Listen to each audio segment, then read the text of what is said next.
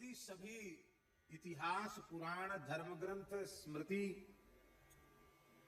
संहिताएं, इनमें कहे गए, आगम निगम में कहे गए भगवान नाम की महिमा परक वाक्य, श्लोक, उनका संकलन किया जाए तो एक विशाल काय ग्रंथ तैयार हो सकता है। गीता प्रेस से तो एक अंक ही निकला, भगवान नाम महिमा अंक, बहुत सुंदर अंक है, पढ़ने योग्य है।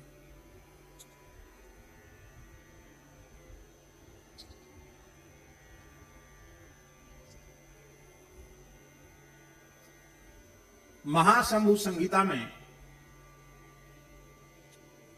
भगवान शिव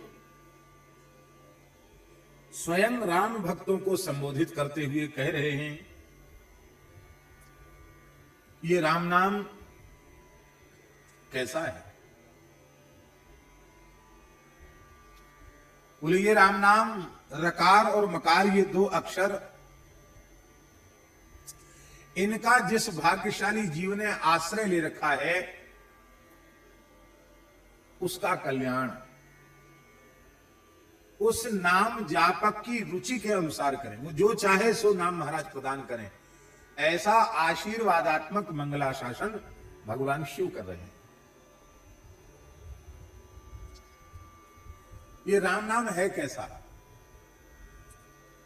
सब राम नाम के विशेषण है, विशेष राम नाम है। मुक्ति स्त्री कर्णपूरौ मुनि हृदय वयः पक्षति तीर भूमौ संसारा पार सिंधो कलि कलुष स्तोमसो मार्क बिंबो उन्मीलत पुण्य पुंज द्रुम ललित दले लोचने च श्रुतीनां कामं रामेति वर्णौ शमिः कलयतां संततम सज्जनानां। मुक्ति रूपी जो स्त्री है उसके कर्ण फूल श्री राम नाम है। कर्ण फूल दो होते हैं ना, एक इधर एक इधर, तो मुक्ति रूपी जो स्त्री है उसके दो कर्ण फूल हैं, एक रा है एक मां है। ये कर्ण फूल जो है वो सौभाग्य के द्योतक है, सूचक है।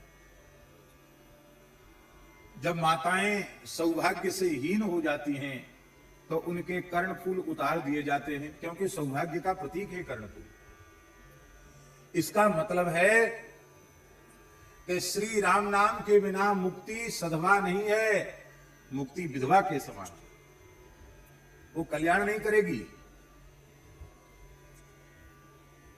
आप कहेंगे सधवा विधवा, ये शब्द का अर्थ क्या है?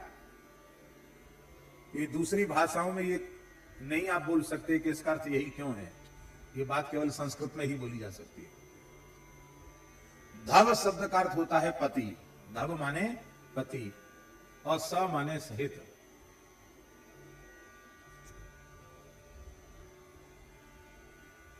धवेन सहिता सधवा, पति के जो सहित है उसको सधवा कहेंगे। अब विधवा ये उपसर्ग है।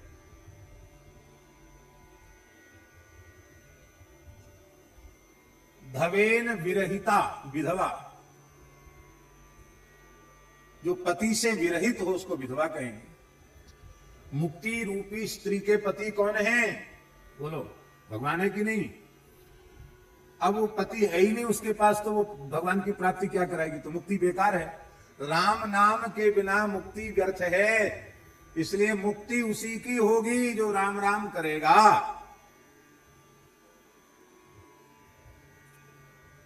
गोस्वामी जी ने कहा, बारी मथे घृत हो ये बरु सिकता ते बरु तेल बिनु हरि भजन न भवतरिया यह सिद्धांत अपे। तो मुक्ति रूपी स्त्री के कर्ण फूल है राम नाम। तो मुक्ति स्त्री कर्ण पूरव मुनि हृदय वयः पक्षति तीर भूमौ। ये राम नाम मुक्ति रूपी जो सौभाग्यवती स्त्री है उसके कर्ण फूल हैं, और ये श्री राम नाम मुनियों के हृदय रूपी पक्षी के दो पंख हैं, एक रकार और एक मकार। अच्छा एक बात बताओ, पक्षी बहुत सुंदर है, सुपुष्ट है, पूर्ण स्वस्थ है, कहीं कोई रोग नहीं है, पर दुर्भाग्य से उसके पंखे नहीं है, पंख नहीं है। तो बिना पंख का पक्षी क्या आकाश में उड़ान भर सकता है?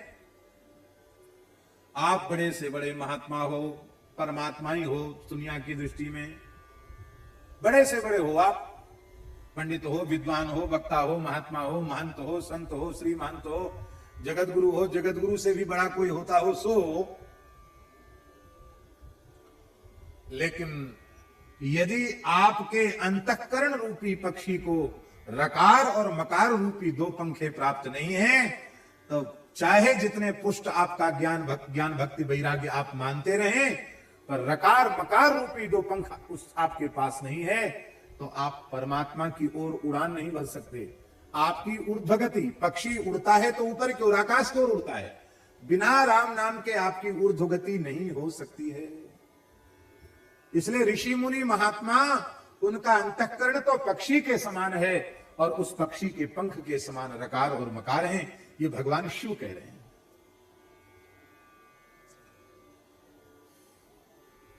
अर्थात जो निरंतर भगवान नाम रूप गुण लीला का मनन करते हैं, उनके मन को, उनके अंतःकरण को स्पंदित करता है श्री राम नाम। और ये राम नाम क्या है? संसारा पार सिंधो, ये अपार संसार सागर जो है ना, इस अपार संसार सागर के दो किनारे हैं। अपार संसार सागर के दो किनारे हैं, एक किनारा और एक वो किनारा, पल्ली पार वाला। आप लोग कहेंगे जब अपार ही है तो फिर किनारे कहां से आ गए? ये प्रश्न हो सकता है। अपार इस दृष्टि से कहा जाता है, एक बात हम आपसे पूछते हैं, 100 किलोमीटर तक आगे पानी पानी भरा है और उससे आगे भी भरा है पानी। मान लो 100 किलोमीटर ही समझ लो, 100 किलोमीटर तक जल ही जल भरा है और उसके बाद फिर किनारा है, तो आपको वह दूसरा किनारा 100 किलोमीटर बाद वाला किनारा दिखाई पड़ेगा आपको, क्योंकि आपकी नजर 10-20-25 किलोमीटर तक तो देख सकती है। मान लो बहुत अच्छी आंख हो तो 100 किलोमीटर तक आप देख लें, ये आपकी आंख में सामर्थ्य नहीं है। इस दृष्टि से कहा जाता है भैया अपार है, इसका कोई पारावार नहीं, आंख हमारी पार नहीं पा रही, समझ नहीं आ रहा पल्ली पार कहां है। ये तो हुई किसी नदी की बात। हम गंगा सागर जब पहली बार गए तो जहां से गंगा सागर के लिए मुड़ते हैं, वहां जहां से गंगा जी खाड़ी में समुद्र में मिली है, वहां से हमने देखा कम से कम 40-45 किलोमीटर का पार्ट है गंगा जी का। ये डायमंड हावड़ा के आगे जहां कहते हैं अंग्रेज सबसे पहले उसी पॉइंट पर आए थे, तो वहां भी हमने खुद खड़े होकर देखा तो गंगा जी का दूसरा तट नहीं दिखाई पड़ता है गंगा जी, क्योंकि आंख 40-45 किलोमीटर दूर तक का कैसे देखेगी। फिर भैया भवसागर तो अपार है, ये 100-200 हजार किलोमीटर भी नहीं, ये तो कोई इसकी सीमा नहीं, पर है पार जरूर। इसका एक तट है रकार और दूसरा तट है मकार, तो ये भवसागर के दो तट हैं राम नाम, रा और मां। इसका अर्थ है रा का उच्चारण किया और मां का उच्चारण किया तो भवसागर पार उतर गए। बोलो, इतना सरल साधन कोई दूसरा है? इसी को गोस्वामी जी ने कहा, नाम लेत भव सिंधु सुखाही, करहु विचार सुजन मन माही। नाम लेत भव सिंधु सुखाही, अर्थात जो राम नाम का उच्चारण करेंगे वे भवसागर से पार उतर जाएंगे। कलयुग रूपी महान अंधकार को नष्ट करने के लिए सूर्य हैं और पाप जन्य तापों का समन करने के लिए परम आह्लादकारी चंद्रमा है राम नाम। ये सूर्य चंद्र है। रकार सूर्य है तो मकार चंद्र है। और क्या है? बोले पुण्य रूपी वृक्ष के सुंदर दो दल हैं। एक दल है र और दूसरा दल है मां। अर्थात राम नाम के बिना पुण्य रूपी वृक्ष में पल्लवन नहीं होता, ना वो पल्लवित होगा, ना पुष्पित होगा, ना ही फलित होगा। आपका पुण्य तभी सफल सार्थक होगा जब आप श्री राम नाम का आश्रय लेंगे। और ये राम नाम क्या है? बोले उन्मीलत पुण्य पुंज द्रुम ललित दले लोचने च श्रुति नाम। ये वेद की ऋचाओं के दो नेत्र हैं। वेद की ऋचाओं की नेत्र हैं ये राम नाम। बटुक ब्रह्मचारियों, वेद की ऋचाएं जो है ना, जो आप पढ़ रहे हो गुरु जी से, उनकी दो आंखें हैं। कौन कौन? एक है रा और दूसरा है मां। इसका मतलब है कि वेद की ऋचाएं भी बिना राम नाम के अंधी हैं। और अंधी तो कहीं टकरा के गिर जाएगी कि नहीं गिरेगी? नेत्र होना जरूरी है। इसका मतलब खूब वेद पढ़ लो, पढ़ना ही चाहिए। वेद भगवान का स्वरूप है, लेकिन अपनी पढ़ाई के अतिरिक्त समय में चलते फिरते, उठते बैठते, सोते खाते पीते जगते हर समय राम राम करने का अभ्यास करो। चलते चलते राम नाम चलता रहे, सोते सोते जगते जगते खाते पीते हर समय राम नाम का उच्चारण होता रहे। क्योंकि वेद रूपी ऋचाओं के नेत्र हैं रकार और मकार। अर्थात श्री राम नाम के सहारे ही वेद की ऋचाएं तत्व का दर्शन करती हैं। वेद को सब कुछ दिखाई पड़ता है। यदि राम नाम न हो तो वेद भगवान भी नाम के बिना अंधे हैं। इसलिए राम नाम रटो, ये भगवान शिव के कहने का आशय है। इसलिए राम नाम गति, राम नाम मति, राम नाम अनुरागी। वे गए हैं जे हो ही गए आगे, त्रिभुवते त्रिभुवन गनियत बड़ भागी। वे ही तीनों लोकों में भाग्यशाली कहलाने के योग्य हैं। भगवान श्री राम चिंतामणि स्वरूप हैं। चिंतन मात्र से अभीष्ट पदार्थ को देने वाले हैं। नाम और नामी में भेद नहीं है। नाम चिंतामणि रामश्चैतन्य पर विग्रह, पूर्णः शुद्धो नित्य युक्तो न भेदो नाम नामिनः। पद्म पुराण में भगवान शिव पार्वती जी से कह रहे हैं, श्री राम नाम चिंतामणि है। चिंतन मात्र से संपूर्ण पदार्थों को प्रदान करने वाले हैं। सच्चिदानंद स्वरूप हैं। भगवान में और भगवान के नाम में अणु मात्र भी भेद नहीं है। जो भगवान की महिमा है वही भगवान के पवित्र नाम की महिमा है। यह भगवान नाम है कैसा?